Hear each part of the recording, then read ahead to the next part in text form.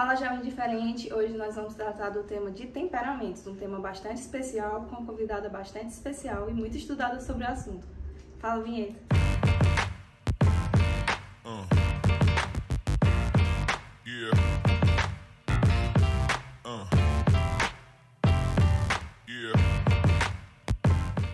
Olá pessoal, estamos aqui com a Clara, membro do Grupo São Vicente, e hoje nós vamos conversar um pouquinho sobre os temperamentos. E aí, Clara, como surgiu tudo isso? Os temperamentos começaram, na verdade, como uma teoria de Hipócrates, que é considerado o pai das ciências médicas, de que todo mundo tinha 4 fluidos no corpo e o seu temperamento seria como um excesso de um fluido específico. E daí também surgiram os nomes, né? Que é o sanguíneo, fleumático, melancólico e o colérico. A Igreja Católica considera que a teoria dos temperamentos é, na verdade, um padrão de inclinação que cada pessoa tem, como se fosse a natureza de cada um. Então não é um amuleto, né? A gente também não é para usar como muleta, né? Se ancorar e justificar as suas tendências nos temperamentos, mas na verdade é pra gente vencer e estudar mais sobre a nossa vida espiritual, nossos relacionamentos e crescer sempre mais, né? A vantagem, existem algumas vantagens de você conhecer o seu temperamento, né? Mas eu diria que principalmente porque você consegue saber quais são os defeitos que você está mais propenso a ter e combater, e consegue ter uma noção maior de quais são as suas potencialidades, quais são as suas grandes qualidades que você pode investir e ficar cada vez melhor. E também colabora muito com a sua compreensão com o próximo, porque às vezes a gente tende a achar que as reações que os outros têm são algo focado na gente e na verdade não, na verdade é só parte de cada um. Parte da personalidade, né? Os temperamentos eles compõem a personalidade, são coisas diferentes, né? Mas os temperamentos eles têm grande influência nisso, né? Grande influência, mas é muito importante falar porque desde que essa questão dos temperamentos se popularizou, as pessoas tendem a achar que a pessoa é o temperamento. E na verdade você não é só o seu temperamento, né? Você é a sua personalidade, que é uma construção de toda a sua vida. Tanto que pra gente saber o nosso temperamento, a gente não pode só analisar o agora, né? Tem que analisar toda a sua vida, tudo que aconteceu, como você era na sua infância e todos os seus instintos, até aqueles que você considera mais errados. Sim. A infância você consegue ter um panorama melhor porque, enfim, tem toda a construção da vida, né? E às vezes você vai criando traços de personalidade que podem sobrepor algumas influências do temperamento, né? E também tem os temperamentos secundários. Como é que isso funciona? Na verdade, a teoria dos temperamentos se comporta, assim, de uma maneira mais geral, como os 4 quadrantes de um círculo. Existem os que estão lado a lado e os que são opostos. Você sempre vai poder ser um temperamento que está ao lado do seu principal, mas você nunca pode ser um que está oposto. E aí, o círculo é dividido em 2 fatores principais. O fator quente e frio e o fator seco e úmido. O fator quente e frio é o relacionado às reações que você tem, se é para fora ou é para dentro. Os quentes são os que tendem a expandir, que são os sanguíneos e os coléricos, e o frio é o que tende a contrair, que são os fleumáticos e os melancólicos. Aí, o outro fator que a gente leva em conta é o fator seco-úmido. O úmido são os temperamentos mais envolventes, assim, mais... Não tendem a reter muito as emoções por muito tempo, que são os fleumáticos e os sanguíneos. E os que tendem a reter mais e buscam ordenar são os coléricos e os melancólicos.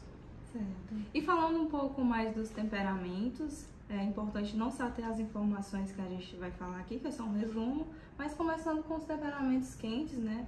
Sobre o colérico, eu sou um pouco suspeita para falar, porque sou colérica, e nós coléricos temos uma tendência à liderança, à proatividade, ao trabalho em equipe, mas às vezes a gente tende a ser um pouco inflexível, Às vezes a gente não escuta bem a opinião alheia, né? Às vezes a gente é muito teimoso, determinado em alguns pensamentos, sendo eles bons ou ruins. E um grande santo, né, foi São Francisco de Sales, que era colérico, e ao final de sua vida achavam-se que ele era fleumático, mas na verdade encontraram-se debaixo da sua mesa de estudos unhas, né, marcas de unhas devido aos seus picos de raiva, né? E outro temperamento, né, o outro temperamento que é o quente, é o sanguíneo, que tende a expandir, que ele é bastante entusiasmado, ele é bastante criativo e também bastante motivado quando tem uma ideia, mas à medida que ele tende a se interessar muito fortemente, ele também tem esse desinteresse, né? É meio superficial. É, um tanto superficial. E às vezes ele precisa de um pontapé, né? Pra começar algumas ideias, pra começar algumas atividades. E um grande santo, que foi o Santo Agostinho, né? Uhum. Que, enfim, ele era sanguíneo, ele tinha essa tendência à superficialidade, mas, como nós sabemos, é doutor da igreja e também se aprofundou assim, em mais diversos assuntos e venceu, né? Essa tendência do seu temperamento. Soube domar o temperamento. Exatamente. Que talvez seja a maior vantagem de conhecer o seu temperamento é conseguir se superar com o seu temperamento. E eu vou falar agora um pouco dos dois temperamentos que são os frios, que eu também sou muito suspeita para falar porque eu sou melancólica e são questões assim muito profundas sempre. Os melancólicos, eles são muito interiores. Às vezes é até difícil de citar características mais externas, porque são muito interiores sempre. São meio desesperados, às vezes meio sofridos com as coisas.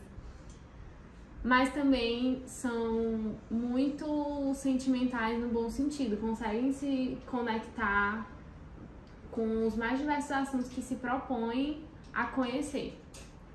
Só tem as desvantagens, assim, de ter medo de começar algo novo, tudo é obstáculo. No livro tem uma frase que diz assim, você quer ajudar um melancólico, é como se você jogasse uma criança numa piscina para ela aprender a nadar. Joga na água que aprende a se virar. E é bem isso, assim.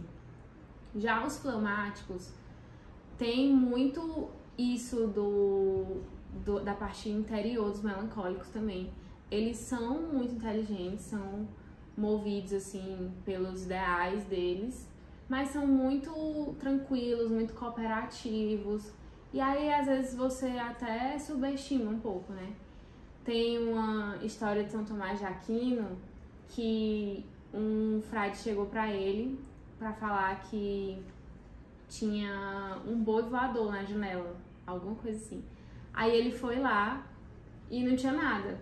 Aí ele foi um pouco assim ridicularizado, falando: você acreditou que tinha um boi voador? E aí ele responde: eu achei mais fácil de acreditar que tinha um boi voador do que um religioso mentindo pra mim. E isso é muito a cara de fleumático, assim, porque eles são muito inteligentes. Ao mesmo tempo que também tem os mesmos problemas, talvez, dos melancólicos, de dificuldade de começar e de tomar a iniciativa. É muito difícil tomar a iniciativa para os temperamentos frios, porque eles são totalmente contraídos, assim, totalmente pra dentro. Introvertido. Né? E um exemplo de santo melancólico foi Santa Teresinha, que ela se superou muito, muito, muito. Ela usou de toda a profundidade dela para se aproximar cada vez mais de Deus e vencer os escrúpulos, que é talvez uma das grandes dificuldades dos melancólicos também, essa questão dos escrúpulos. Eu sofro muito com isso também. E ela conseguiu, ela desenvolveu a pequena via, ela, nas dificuldades dela, foi descobrindo novas formas de se aproximar de Deus. É muito importante deixar claro aqui que tudo que a gente falou é uma análise muito superficial dos temperamentos e que para você descobrir o seu temperamento precisa de muito, muito estudo e muita reflexão.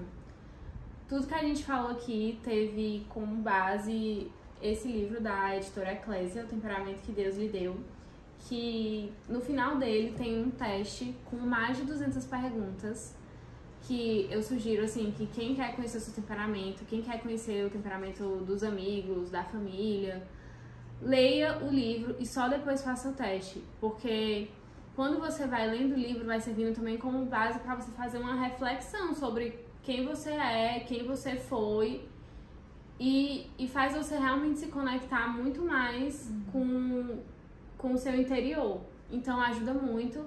E não faça um teste de internet, porque é uma análise muito superficial. Às vezes você tem o impulso de responder pelo que você acha que é o certo, pelo que você gostaria que fosse o seu comportamento. E eu acho que fazer o teste, depois de ter estudado e ter refletido, vai dar uma leitura mais honesta da sua personalidade e do seu temperamento também. E o livro também foca bastante na questão dos relacionamentos, pai e filho, né? Esposo e esposa. Muito bacana. Então é isso, pessoal. Espero que tenham gostado desse vídeo. Curte, comenta e compartilha. Ativa o sininho e até a próxima. Beijo!